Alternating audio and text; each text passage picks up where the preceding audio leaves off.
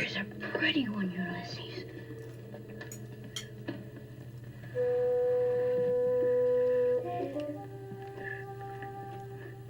There it is. Hello BookTube, I'm Sean the Book Maniac. Welcome back to my channel. Here I am with a book review of my greatest discovery during Victober in the year 2018. My first ever Victober, but certainly not my last. And the one novel that that stands head and shoulders above all the other reading I've done this month.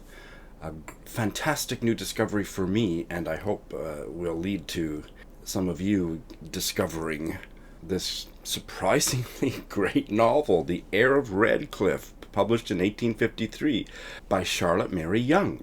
Charlotte Yonge first came to my attention when I read a biography of Barbara Pym, my most favorite mid-20th century female British novelist, and the biography said that Charlotte Yonge was Barbara Pym's favorite novelist. I said, who the hell is Charlotte Yonge? So Wikipedia told me she was this religious writer, born in 1823, died in 1901, wrote 172 books, probably more, many of them for children, historical books and novels and stories for children and Sunday school lessons and religious books, and that she was deeply influenced by the Oxford movement, which is like this high church Anglo-Catholic strain of British religious history. And I thought, this sounds really boring. And I mean, Barbara Pym wrote about religious topics in a really wry, often ironic and quite often hilarious way,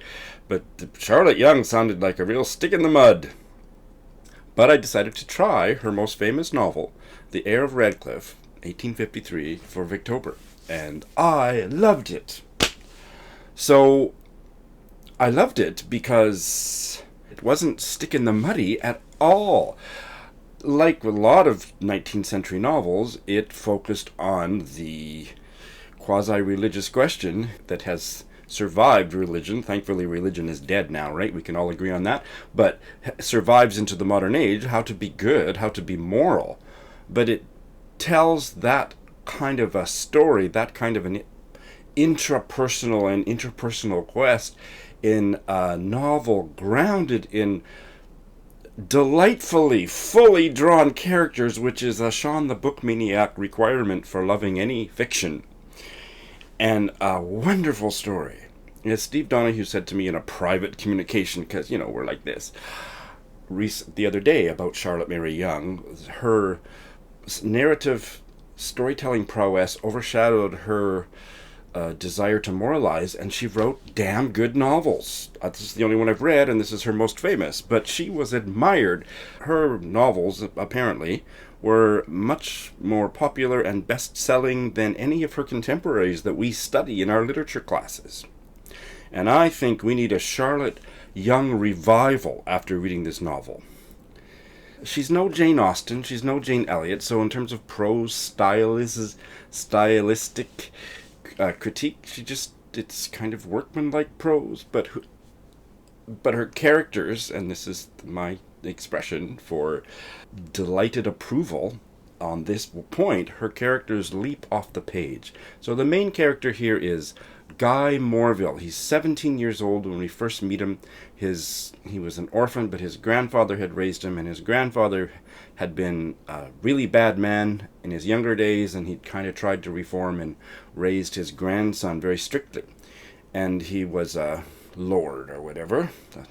So I'm terrible with all the aristocratic names, but he was landed, titled, upper class person, so... And I should add, Grandpa Morville kicks the bucket. Guy Morville, the grandson, is too young to actually take over, and he comes to live and be taken care of by some very distant cousins, the Edmonstons. Mrs. Edmonston, who's also a delightful character, she reads like a modern kind of, I don't want to be your mom or your aunt, I want to be your best friend kind of character, was a Morville. But her branch of the Morville family and young Guy Morville, the quasi-Byronic hero of this novel, they're very distantly related, and there had been a generations-long, centuries-long feud between the Morville branches. But Mrs. Edmonston and her husband, they just want to put all that to the side, and they welcome Guy Morville into their home and into their family with open arms. Guy, again, quasi-Byronic hero. I'm talking like I know what that means. I just went to Wikipedia and now have a little bit of an idea of what it means. Byron and I have never, Byron is a big influence on the novel as well. But Guy is a little bit Byronic in that he's moody and passionate. But there's other things about the Byronic hero that don't fit, so that's another video maybe. But Guy is one of the most wonderful characters in Victorian literature, and he feels like he has the Morville curse, and he wants to be a good person, and he doesn't want to be violent like his grandfather was in his youth, and any of those violently negative tendencies that had come down that branch of the Morville family tree. And so he studies earnestly, and it's always asking, especially Mrs. Edmonston, for advice, and he's idolizes his other distant cousin, Philip Morville. And Philip Morville and Guy Morville are kind of almost, the resonance between their characters and the journeys they both take is one of the main themes of the novel. And Philip comes across, he's about the same age, maybe a year or two older, captain in the Navy or whatever, poor. Philip is a judgmental prick, and he's always condemning what other people are reading and their behavior, and he sets himself up as this judgy arbiter of what is moral and what is right and what is proper. Young Guy Morville idolizes him and tries to please him, and that's a central theme of the novel. I don't want to say much more about the plot. A third of the way through the novel, Guy gets not engaged, but almost engaged to one of the Edmonston daughters, Amy.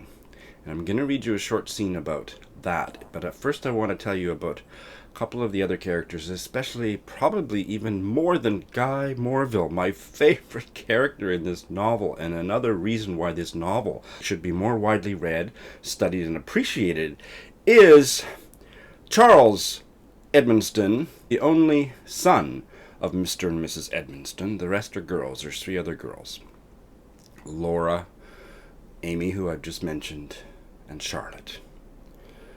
But Charles is disabled. He had some problem with his legs, and his mobility is deteriorating through the course of the novels. For the most part, he can barely walk. And he's young. He's probably 16, 17 when we meet him, and he's hot-tempered and sarcastic and an absolute delight. So again, whatever Charlotte Yonge's Oxford movement tractarian agenda that she might have been trying to push in this novel, apparently one of the leading members of the Oxford movement was her neighbor, and what was his name? John Keble. He closely supervised the writing of this novel. Well, I don't know how closely he supervised it, but to have all this delightful banter and fun threaded throughout a very serious novel about how to be a good person and how to resist your fate or your destiny or your inheritance from your family line, Charlotte pulled some wonderfully entertaining and deeply, deeply delightful shenanigans in this novel. And Charles is one of my favorite men in 19th century literature. All of the characters, I think, are round, not flat, and they do grow through the novel in psychologically interesting ways. Like, I couldn't help but compare this to the shitty novel that I also read for Victober, Anne Grey by Agnes Bronte or something like that. No scenes, really uninteresting, either dark or light, goody or dark characters. It was just embarrassingly bad. And this novel, the richness of how the characters developed and grew and changed, and yes, you could see that it was a little bit overly focused on how can I be good, which is quality of most 19th century novels, but the characters were so wonderful that you could forgive a lot and just move through it, and I was deeply moved and amused and worried and completely invested in the story and its characters.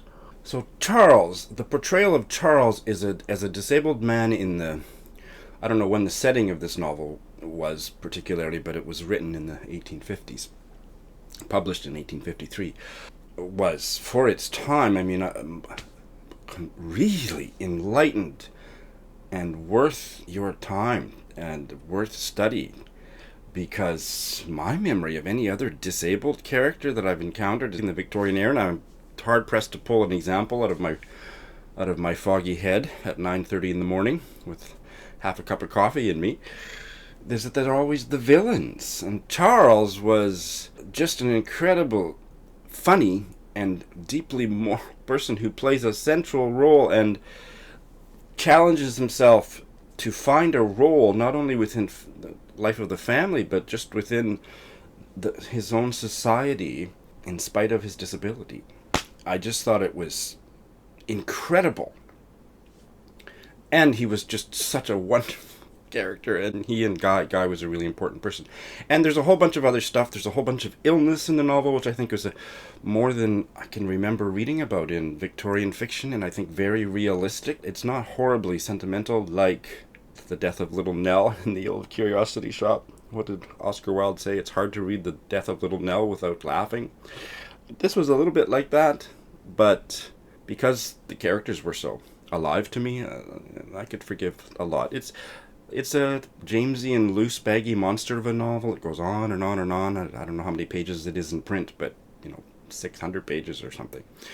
I read it as an e-text, ebook, but I loved it. And I just want to share a short scene, and this is where Guy and Amy, it comes out that Guy, like, they're promised to each other, but it's not quite an engagement, and only Mrs. Edmonston, Guy, and Amy know what happened up in the room when they were there together, and the rest of the family are wondering and surmising, but it just shows some of the wonderful energy of the story, and so I want to share it with you.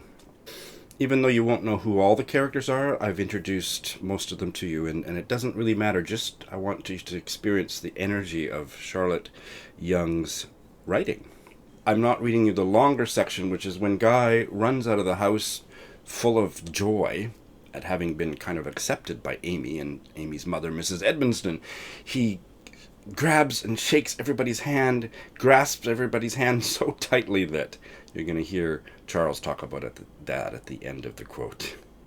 The he at the opening sentence is Guy. He said something of which upstairs was the only audible word, held Mrs. Edmonston's hand fast while she said in a low voice, "You shall hear from Papa tomorrow," then sprang on his horse and looked up. Amy was at the window. He saw her head bending forward, under its veil of curls, in the midst of the roses round the lattice. Their eyes met once more. He gave one beamy smile, then rode off at full speed, with Bustle, that's Guy's dog, with Bustle racing after him, while Amy threw himself on her knees by her bed, and with hands clasped over her face, prayed that she might be thankful enough and never be unworthy of him. Everyone wanted to get rid of everyone else, except Mrs. Edmonston, for all but Charlotte guessed at the state of the case, and even she perceived that something was going on. Lady Eveline was in a state of great curiosity, but she had mercy. She knew that they must tell each other before it came to her turn, and very good-naturedly she invited Charlotte to come into the garden with her, and kept her out of the way by a full account of her last fancy ball, given with so much spirit and humour that Charlotte could not help attending. Charles and Laura gained little by this kind manoeuvre, for their mother was gone up again to Amy, and they could only make a few conjectures. Charles nursed his right hand, and asked Laura how hers felt. She looked up from her work, to which she had begun to apply herself diligently, and gazed at him inquiringly, as if to see whether he intended anything. "For my part," he added, "I certainly thought he meant to carry off the hands of some of the family." "I suppose we shall soon hear it explained," said Laura quietly. "Soon? If I had as many available legs as you, would I wait for other people's soon?" All right, so I think it's enough said. I recommend this novel heartily to you. You can download a free copy for your Kindle off Gutenberg or pretty much anywhere. It's available for $1. my suggestion is try it, and if you haven't fallen in love with at least some of the characters in the first 50 or 100 pages, maybe it's not for you. But as a deeply affecting, I actually cried at the end, and the last sentence of this novel is perfect. As a deeply affecting, character-driven novel from the mid-20th century that nobody is reading or talking about anymore, I say we must change that. Thanks for watching.